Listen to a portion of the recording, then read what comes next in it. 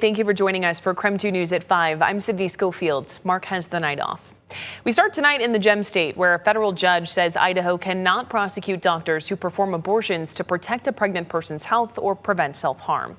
A U.S. district judge made the ruling yesterday, writing that Idaho's Defense of Life Act and Fetal Heartbeat Act violate the due process and equal protection clauses of the 14th Amendment. Physicians who violate the law can lose their license and face up to 5 years in prison.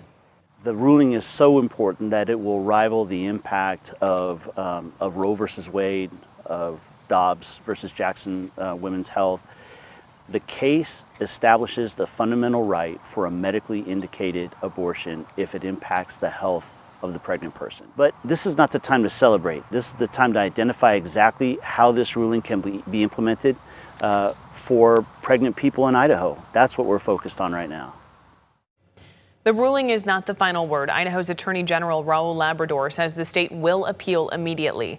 Both laws include narrow exceptions, including abortions performed to prevent the death of a pregnant woman, or in some cases of rape or incest where the pregnant person has filed a police report. Newly filed court documents show investigators are looking into the 2 suspicious deaths on North Cook Street in Hilliard as a possible second-degree murder case. KREM 2's Connor McAvoy breaks down what we learned today.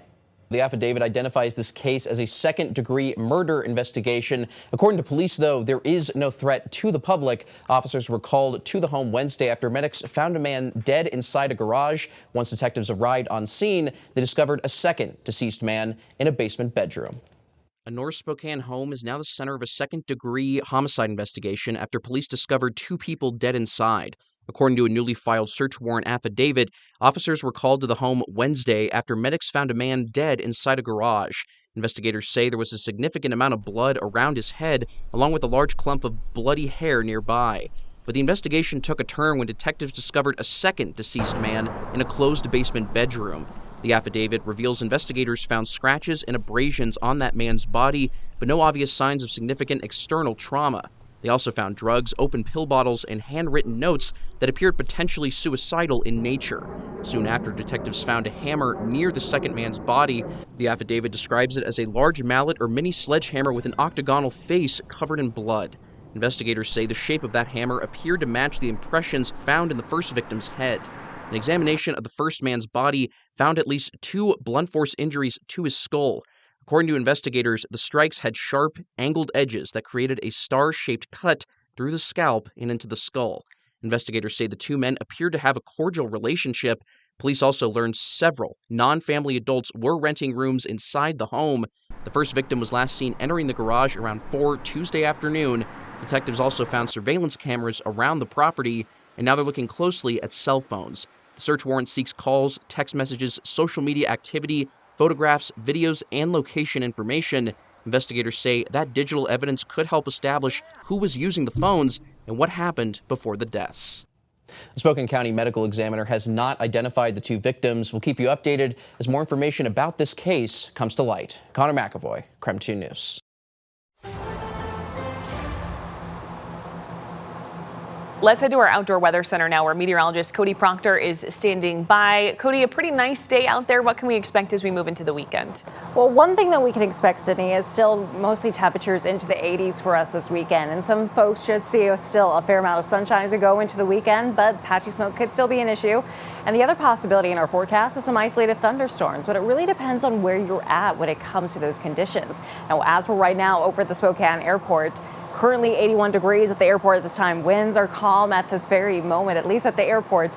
Our relative humidity currently at 27%. Again, not the worst I've seen, not the highest I've seen, but better than what we have been recently, especially at this time of day. Pretty quiet out towards Lake Coeur d'Alene at this time. And around our region, we're mostly tracking those temperatures from those 70s to low to mid 80s. Looks like a lot of sunshine at this very moment. But one thing we're also seeing at this time, some active weather, but it really depends on where you're at. Closer towards north central or into north central Washington, from where we can see around Winthrop right there. So a little active right there. Looks like we're also picking up some activity west of Colville at this time with some lightning strikes at this very moment. Here in Spokane, we're looking to still be pretty quiet for the most part here as we go into tomorrow morning. Could see some cloudier skies as we head into our early morning hours. Mostly sunshine for tomorrow, and our forecast highs around the mid-80s. So it's pretty much right there when it comes to our average for this time of year. Looking to stay into those 80s though as we head into the start of next week. What else I'm seeing as far as that chance of isolated thunderstorms and maybe even some precipitation? Again, really depends on where you're at. That's all coming up in our full forecast. Cody, thank you. Now to our coverage of the Spokane complex fires and the devastation they left behind. One family was supposed to spend August 1st starting a new chapter. A family of 7 had just finished moving their belongings into their new home in the 9 Mile area. And just hours later, they were forced to leave it all behind. KREM 2's Emily Fox-Million spoke with the family about the home their daughter now calls the Never House. This family moved everything they owned into their new home the morning of the fire. They didn't even get one night here, and hours later after unloading, they were back in the truck, this time with their kids and their dogs evacuating as flames burned around them. 7 hours. That's all the time this family had between moving into their new home and running from it. On the morning of August 1st, Ivan and his brother brought 2 U-Hauls full of everything we owned and unloaded it into the garage. Less than half an hour after Ivan left to return the U-Haul. When I looked out the window to see what was going on in the trees, I could see fire on the trees, so we grabbed the kids and our 2 dogs. Didn't have time to think to grab anything else, and we left. The family spent 3 hours in evacuation traffic, and at one point they say fire retardant dropped just 20 feet from their truck. It was pretty scary. I was very stressed. I started crying a little bit. When they finally returned, We lost everything. We're still processing where to begin. everything they owned had been moved into this house. The family says they didn't have renter's insurance yet because they had moved in that very day. Even the safe they thought was fireproof burned. Inside, Ivan's birth certificate from Ukraine, Rebel's nursing diploma, and somewhere in the rubble, a secret engagement ring. The absolute silly small stuff that you suddenly realize. The family is now trying to replace everything, and the kids have given the home they never got to know a name. The kids and Ivan are calling this the Never House. I don't know if I said that. Why the Never House? Because we never got to experience it. In the 2 weeks since the fire, strangers and friends have started helping them build something new. It's amazing how people are helping us. And now they're trying to figure out how to start over from a home they never really got to start in. The family says it's been really overwhelming, but they're just trying to take it one step at a time. In Spokane County, Emily Fox-Million, KREM 2 News. Disaster relief nonprofit Mercy Chefs is helping to feed those impacted by the Spokane area fires in the 9 Mile area. So they're providing professionally prepared meals to victims, first responders, and volunteers. We've already done over 200 meals, and we're still doing more meals as we speak. So we're in the middle of dinner service right now. So we'll probably finish around 600-700 meals today. We never, say no. So if there's an individual and maybe they're picking up meals for their own family and their neighbors, we're gonna make sure that that happens.